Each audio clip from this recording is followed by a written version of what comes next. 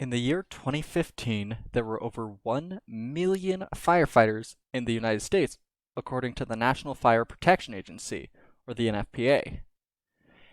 And all of these firefighters are needed in order to help keep our communities across the country safe. And my father is one of those firefighters back in Washington. And while many people believe that firefighters' main job is to fight fires, more often they are providing medical support to people in need. Firefighters receive almost 3 times as many calls to provide aid compared to fighting fires. And while providing aid, they must know a multitude of skills to be able to treat and help people who are in need. So, as I stated earlier, firefighters receive 72% of their calls for medical services. So this is things such as an injury, they've fallen. When 911 receives these calls, they have to send someone to help, and often it is firefighters or medics who are with them, who are specially trained for these emergency medical services. And the other 28% is simple firefighting. This could be residential, at homes, commercial, on the rare occasions in certain areas, wildfires, but typically those are separate firefighters.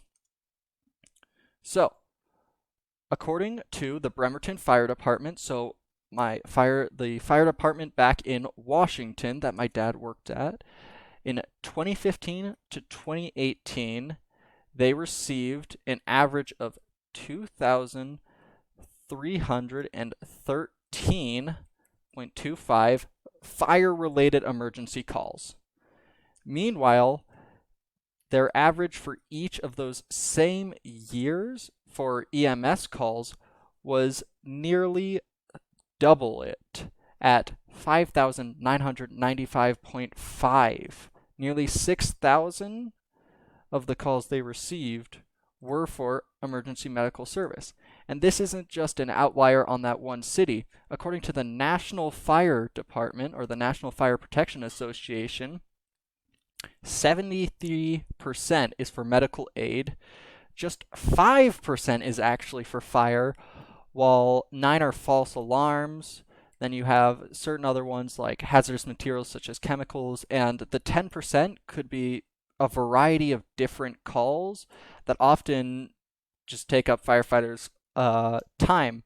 I've heard stories of them having to go kill spiders, so that falls into the other 10%. And with Bremerton, they keep even closer track. They have exact reasons why they're making all calls. So they spend a lot of time for fall victims. So this is all what they're doing during those EMS calls. So not only do they have to know all medical things, they have to know how to help breathing problems, abdominal pain. What if a person is sick? What if they're a fall victim? What if they're diabetic or convulsion? So firefighters have to be extremely trained in all skills and must be extremely knowledgeable in their medical abilities to be able to help everyone in the community. And this is why so many firefighters begin firefighting through being EMS medics. That is how my dad entered. He began as an EMS medic. He went to college and gained skills as an EMS to be an emergency medical service provider. And from there, he learned how to fight fires. He went to school to be able to learn how to treat these people who are in need. So people who are going to be giving birth and need to get to the hospital as quickly as he can.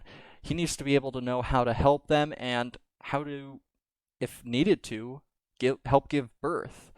He needs to be able to help treat someone who is having a stroke. And so, they have to know all these medical skills, and then they can learn how to fight fires. Fighting fires is much less common than these larger medical emergencies. And when they do fight fires, they've been trained through things such as burn rooms and practice with the fire hoses and all of that in order to solve them very quickly.